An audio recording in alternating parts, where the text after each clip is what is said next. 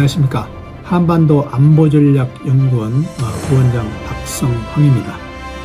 오늘은 여러분들한테 후쿠시마 원전사고 이후 일본이 어떻게 원자력 발전 정책을 변화시켰는가, 거기에 대해서 집중적으로 말씀을 드리겠습니다. 일본은 통상 에너지 구성 비율이 한국과 비슷하다고 합니다. 원자력에 대해서 비중이 많았고, 그 다음에 재생에너지와 다른 비율도 우리 한국과 비슷했습니다.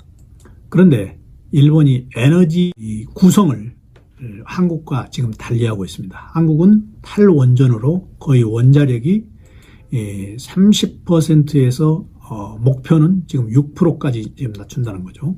그런데 일본은 거의 28.6%니까 우리하고 똑같은 30%에서 2030년 되면 다시 50%까지 올리는 그런 계획을 하고 있습니다.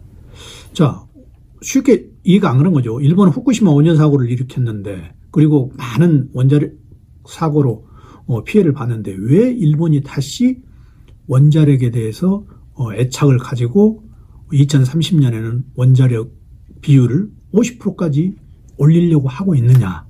이게 지금 이해가 안 가는 부분이죠. 자, 이 부분에 대해서 여러분들한테 좀 설명을 드리겠습니다. 일본은 과거 원자력 발전 측면에서 많은 실패의 경험이 있습니다.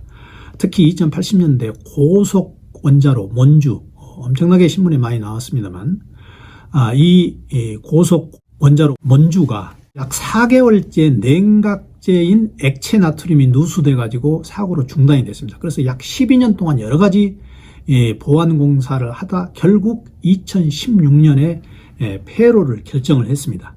이런 여러 가지 일본의 시행착오가 있었는데, 지금 일본은 원자력을 다시 9기 정도 증설할 계획입니다. 그래서 도표에 보시면은 일본이 후쿠시마 원전 폭발 사고 이후에 원전 계획을 전부 다 탈원전으로 갔다가 다시 2015년부터 원자력으로 돌아서는 그 계획을 보실 수 있을 겁니다.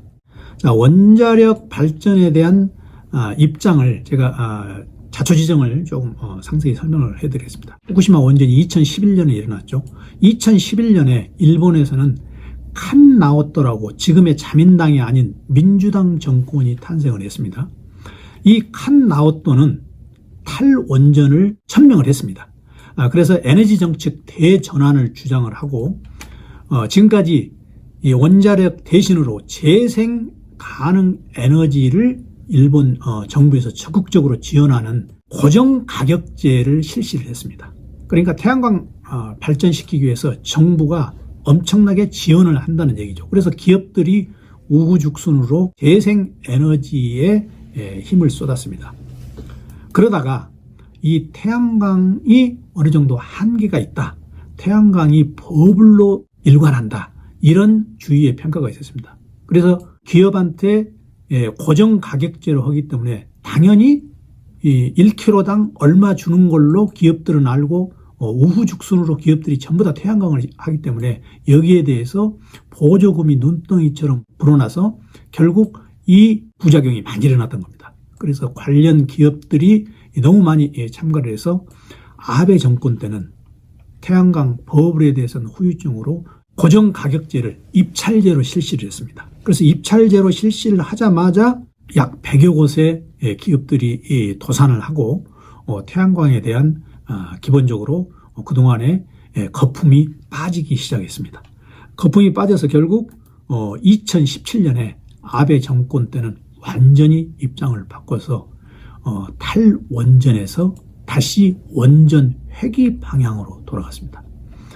아베 정권도 맨 처음 시작할 때는 탈원전을 외쳤습니다. 칸나오토 정권, 그 다음에 또 하나의 민주당 정권, 그 다음에 아베 정권이 2012년 말에 시작됐는데, 그때만 해도 아베 정권은 탈원전을 주장을 했습니다. 그런데 자민당 내에서 여러 가지 의견이 나오기 시작했습니다. 특히 고이즈미 주니치로라고 전 총리 같은 사람은 아베 총리의 원전 제로 정책에 대해서 날카롭게 비판을 했습니다.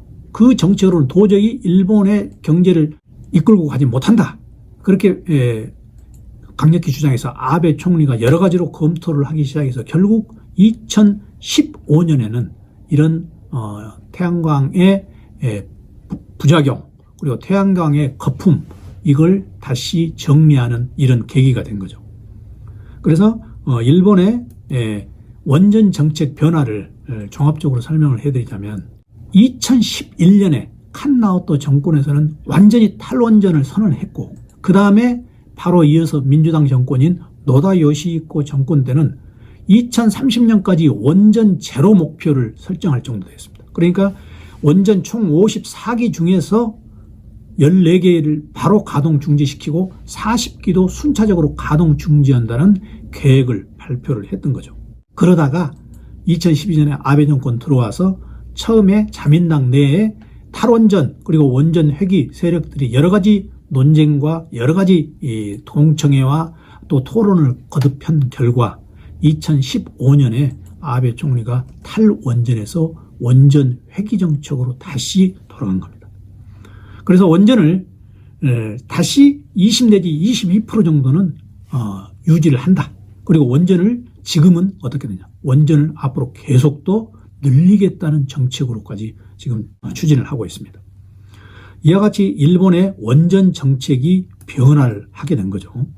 원전 정책이 이 변화를 하게 됨에 따라서 최근에는 미국과 SMR, 그러니까 소형 모듈 원자로죠. 공동 프로젝트까지 지금 추진하고 있습니다. 일본의 원자력 연구 개발 기구하고 미쓰비시 중공업이 민관 합동으로 하고, 미국에서는 테라파워, 빌 게이츠가 주도하는 테라파워하고 같이 공동으로 프로젝트를 지금 추진을 하고 있는 거죠. 그래서 금년 1월 중에 협력 합의서까지 교환을 했습니다. 일본은 과거에 고속 원자로 몬주에 대한 실패 경험이 있습니다. 그래서 여러 가지 시행착오가 있는데 그 자료를 그대로 이번 SMR 공동 프로젝트에 활용을 하기로 이바라기현 그 실험로에서 공동 시험하는 그런 내용을 거기서 그대로 활용을 하기로 한 거죠. 자, 일본은 또 당당하게 이번 글래스고 기후회의에서도 후쿠시마 지나간 10년과 앞으로의 과제라는 그런 문구까지 등장을 하면서 원전에 대해서 다시 원전 회귀했다는 걸 공식적으로 천명을 했습니다.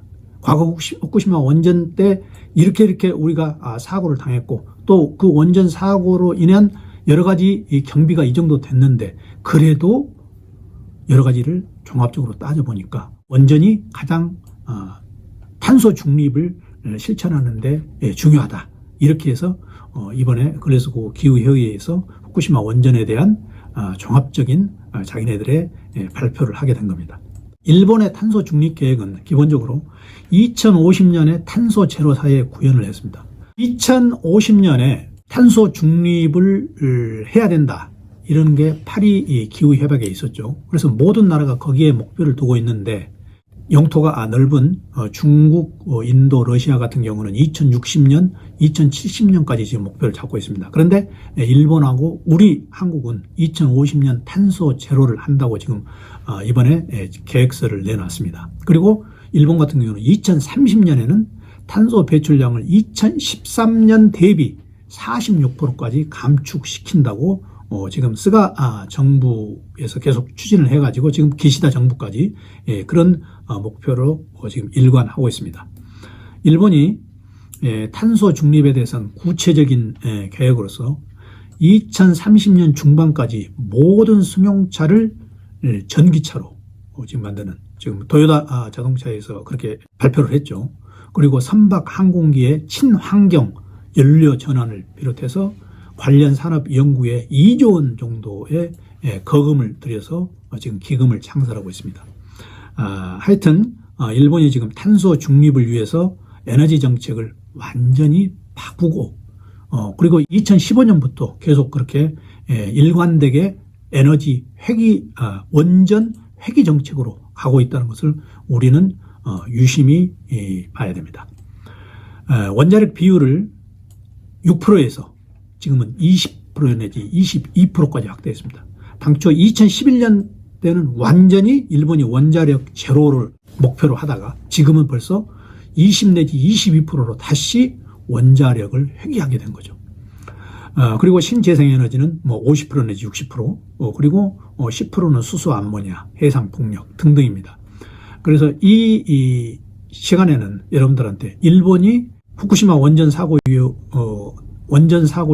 끔찍한 참상이 우리가 지금도 생생하지만 그런 일본이 어떻게 해서 탈원전에서 다시 원전 회귀까지 돌아오게 됐는가, 그 과정을 여러분들한테 설명드렸습니다.